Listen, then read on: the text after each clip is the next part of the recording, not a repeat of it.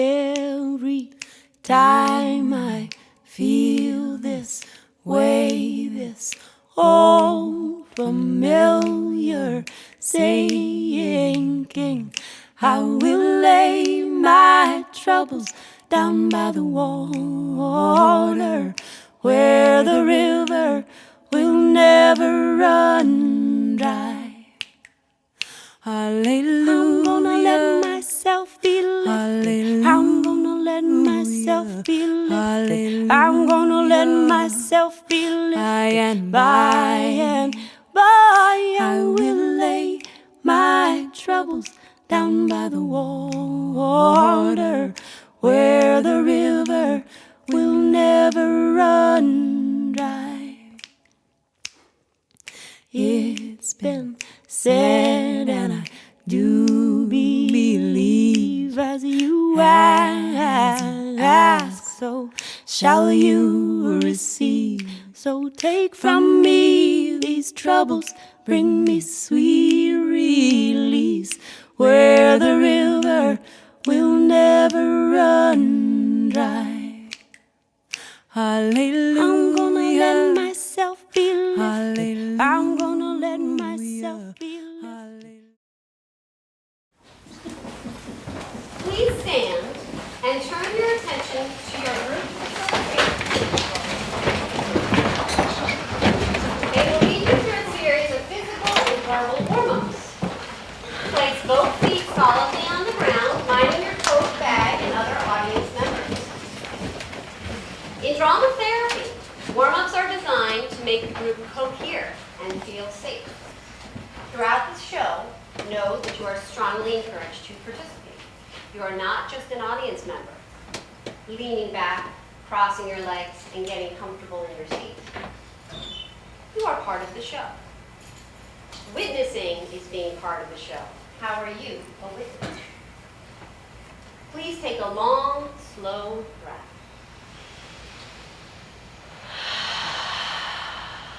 Reach your arms overhead and lengthen towards the sky. Reach right. Reach left. Come to center and take another deep breath. And lower your arms as you exhale. And close your eyes so you can take in the following words. This show is a collective theater piece that emerges from one woman, Gaye Doner-Tudanger, and her story of living with cancer. This story may challenge your views on cancer. You may be asked to share your views on cancer. There are no right or wrong answers. There are only your answers. What are you thinking? We would like to know. Are you willing to take a risk? Open your eyes, and please take your seats, still breathing, and keeping both feet on the floor. You are still part of the show, and the show is about to begin.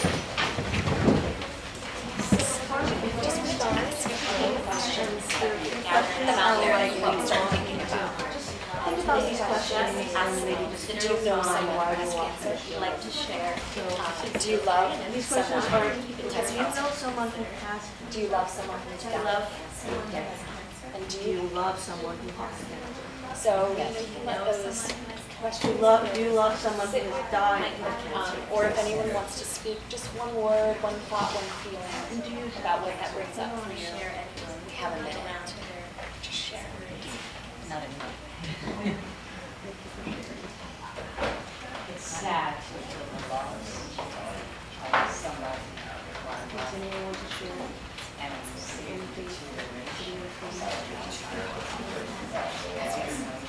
At the it. end of the show, we also will invite all the audience to share their experience. It's but conflicted. Thank you all for sharing.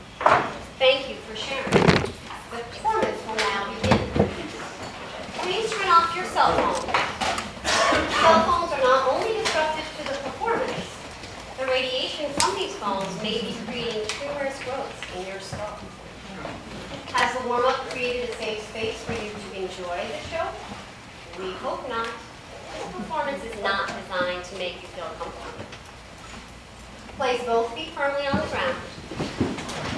Adjust your position, lean forward in your seats, and take another deep breath.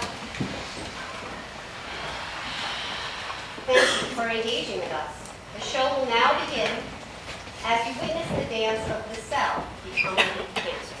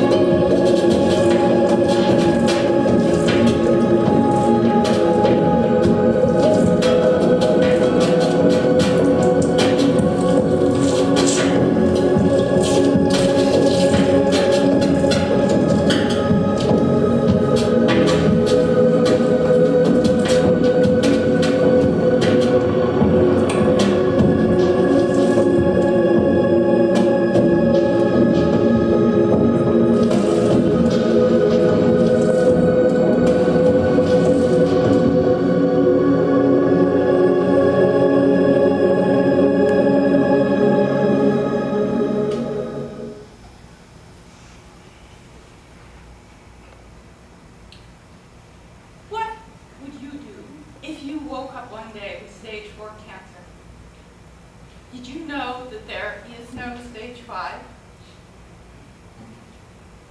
In 1996, after a routine mammogram, I woke up with a pea-sized lump underneath my left nipple. It turned out to be breast cancer. So I had a lumpectomy, radiation, and a year of chemotherapy. And in 2002, I was declared cured. Congratulations! Thank you. Fast forward to 2010, when after a colonoscopy, I woke up with a severe pain in my lower back, and I found out that it was a single tumor of the same breast cancer that I had had in 1996. So I had radiation and 2 follow-up PET scans, all which showed that the tumor had healed. Congratulations! Thank God. Thanks. Fast forward to 2011, and I started having these really strange headaches, something I don't usually have.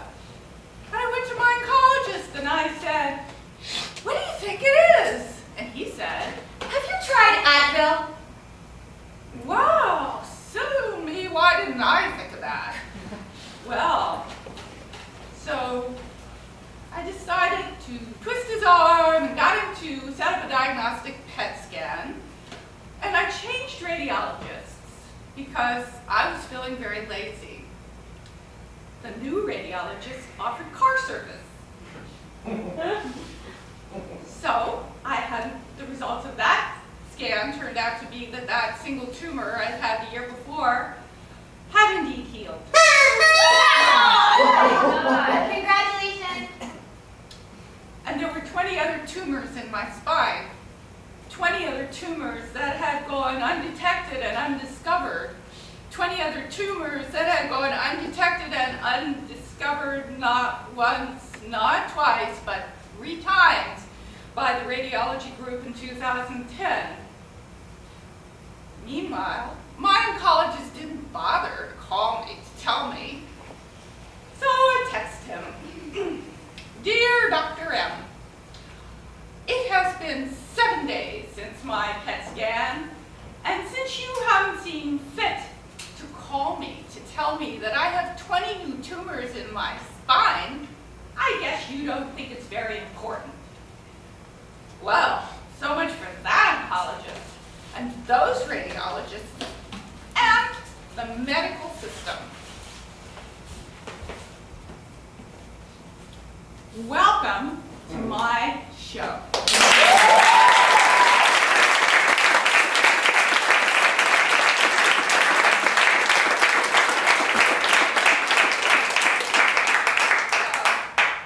What would you do? Who would you trust? What questions would you ask?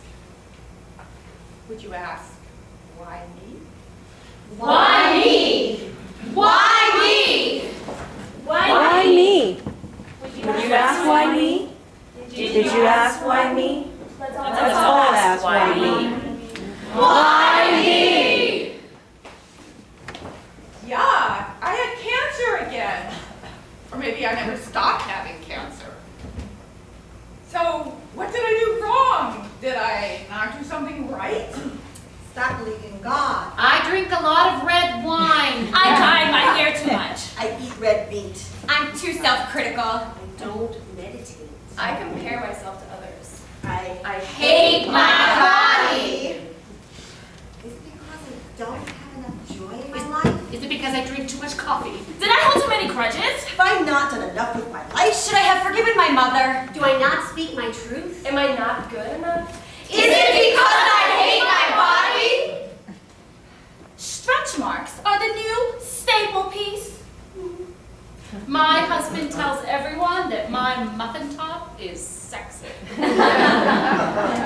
Lack of jaw definition is in. My acne scars give my face such a rich texture. I just love the way my nipples point in any direction. collection. Who needs junk in the trunk when you've got a droopy butt? And cottage cheese is no longer just for breakfast. And tumors, why, they're the new icebreaker. Hi, my name is Gaye. Did you know I have 20 tumors in my spine? Oh, yes, I will have that second glass of white wine. Let's toast to 20 tumors. But first, let's consider some statistics.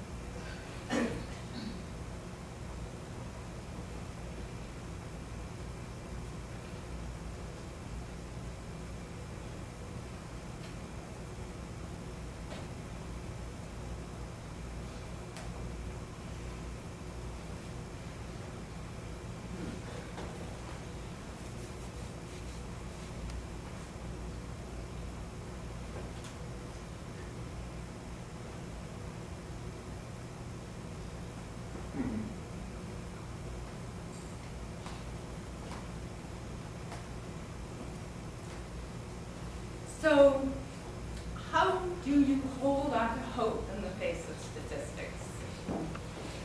And why is there so much cancer anyway? We are poisoning ourselves with pesticides, fumes, and industrial wastes. We are inundated with electromagnetic fields, with radiation, and with microwaves. Why, did you know that some of you have more than 433 toxic chemicals in your blood? Some of us have cancer genes. Some of us have too much stress. And some of us just eat too many Big Macs. So what about me? Was I just a random statistic? Well, since this was the third time, I felt like I really had to examine everything. Not just the physical, but the psychological, the emotional, and spiritual. And most of all, I felt like I had to examine my heart. So I went inside, I meditated, and contemplated.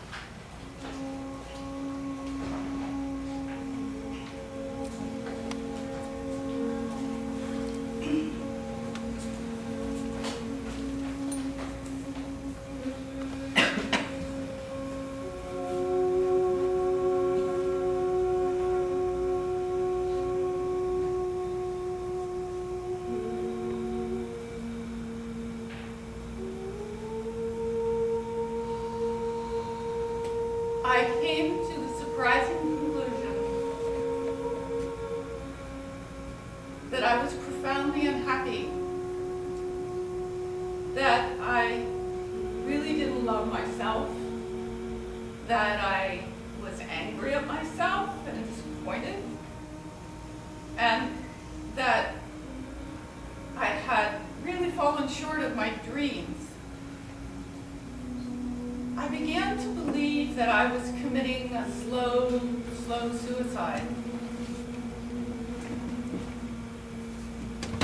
So, did I want to really die, or did I want to live? Again, I went inside.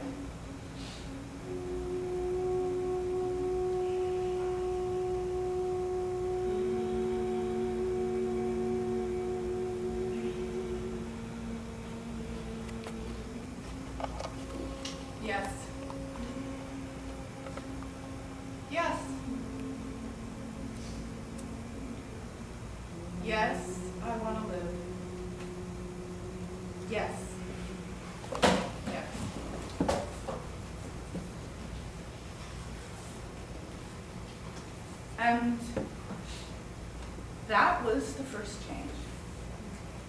My feelings had changed. I wanted to embrace life like a child.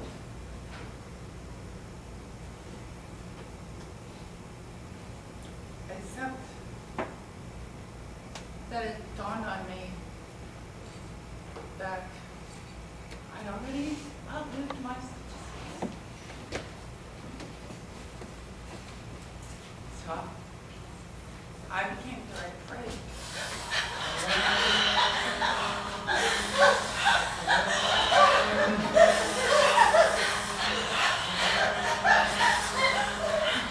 How am I going to stay alive? How am I going to stay alive?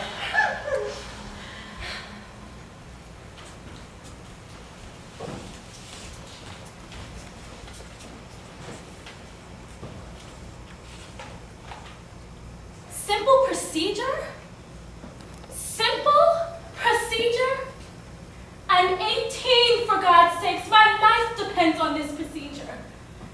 My palms were sweaty, and my heart was racing, and there were voices in my head saying, "You have cancer.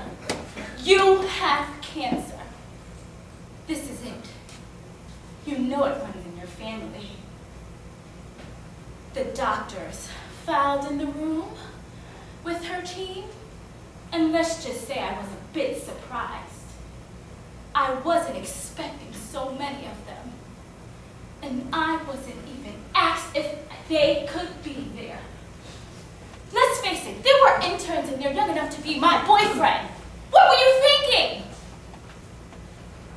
And then I felt all eyes on me.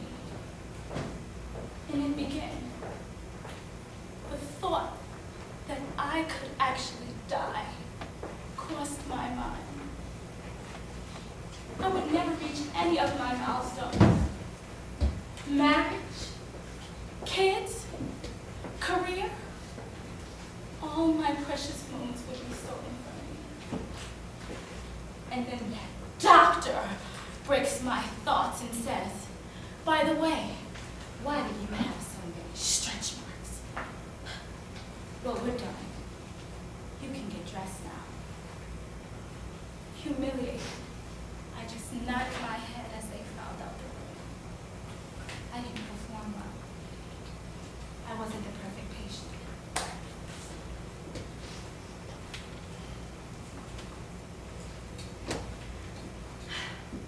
Tomorrow will be my 5th cancer operation. Or has it been more? How much left of me is there to hack off? I have so little flesh left to cut out. All the rounded, natural parts are gone. Dr. G speculates that there'll be a hole left in my chest wall, so it sounds like she's going to take a lot. The other thing she's going to take is this enlarged lymph node that's under my left arm. And if this node is filled with cancer, then it will mean that my cancer has spread. Will this be the last day that I can call myself cancer-free? From tomorrow on, will I be a person who knows her cancer has spread? When horrible Dr. B was palpating my right breast, he kept pressing harder and harder. "Doctor, while I'm not screaming with pain, you are hurting me." You don't suppose he caused the cancer to spread by pressing so hard, do you? Yesterday, when I woke up, all I could do all day was cry. And then last night, I started to have this terrible anxiety fit. I started to heave, and I was emitting these animal, savage-like sounds. And then my legs from my knees down cramped up, and I couldn't move, and I couldn't walk. I think it's begun to dawn on me what horrible trouble I'm in. All I could say to myself all day was, "I am so scared."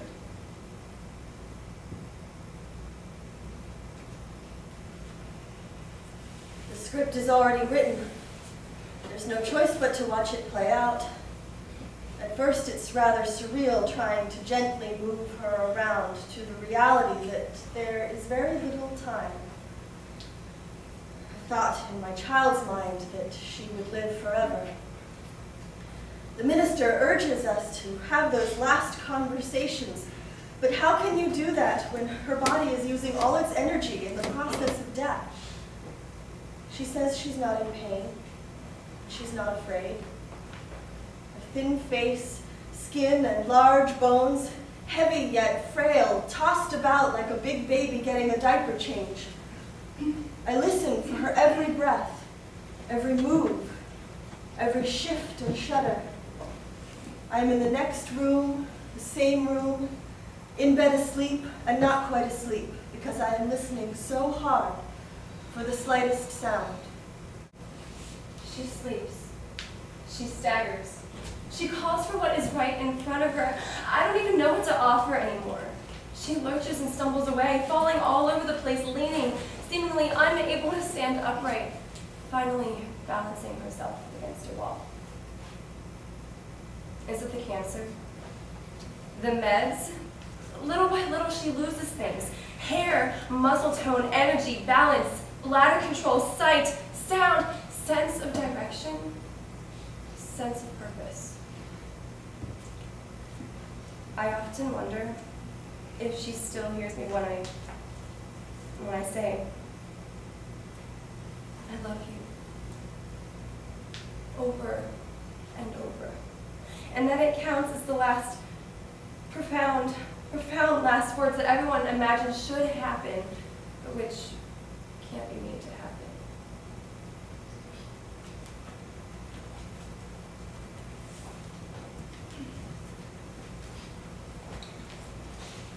Dear breasts, you have been a burden to me from the get-go. Just showing up one day without an invite, cramming my style and forbidding me to wear skinny strap tank tops, and then expecting me to harness you so you don't wander off. I just did not understand what the fuss was all about. And when I finally did, all you did was terrorize me, showing up with lumps and bumps that kept me up all night in a panic. For a good reason. My mother developed breast cancer when I was 16, and I spent the next 35 years worried and trying to protect her from death. I vowed to be vigilant. I was not going to let my BRCA2 cancer gene invade me. I went into a panic every 3 months when I had a mammogram, sonogram, or a mammography. The doctors told me, did not get back to me in 24 hours. I was frantic. If they told me I needed a biopsy, well then, I just started playing my role. Breasts, you became my enemy. So don't you dare complain about being stuck with needles and flattened out like a pancake.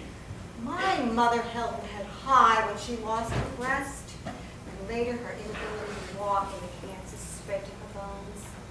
Losing her arm to the radiation treatment did not deter her from getting a manicure. She smiled and said, you know, now I get them for half price. 2 years ago, I had an inconclusive MRI and an inconclusive biopsy. The doctors were convinced it was precancerous cells. I was convinced I was staring death in the face. I decided, fuck that. I had enough. I went for a full attack and had a prophylactic mastectomy. Breath. I know you had an amazing relationship with my husband, but you had to go. You were too high maintenance. And I can forgive you for your lopsided appearance due to too many biopsies and for failing the pencil test. Because now I stand naked, brave, and vulnerable without you. When I look in the mirror and I see two strangers staring back at me, I'm reminded of my genetic background. My mother's suffering, her mother's suffering, and the possible future suffering of my daughter. I look back and smile. And then I put on my skinny strap tank top.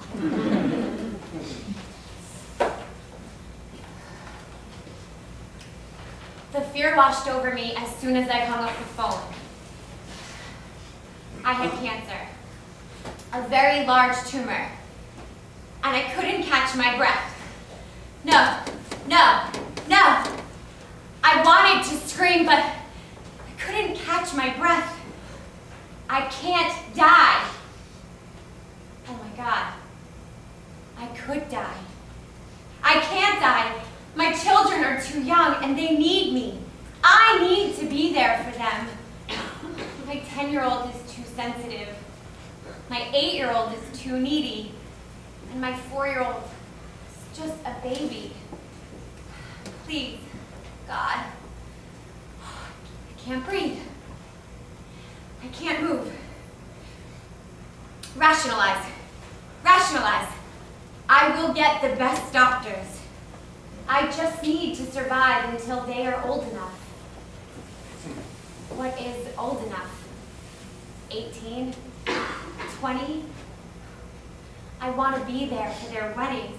I need 10 years. No, 20 at least. It has been over a year since that terrifying day.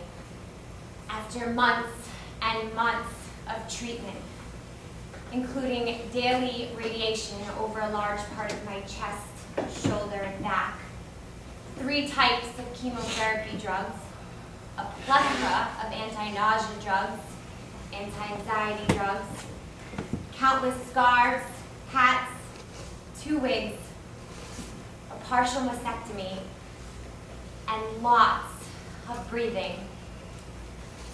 I am better. As far as my doctors can tell at this point, I am cancer-free. But I am not fear-free. I am surviving, and I am breathing. I am alive, fear or no fear. I am here.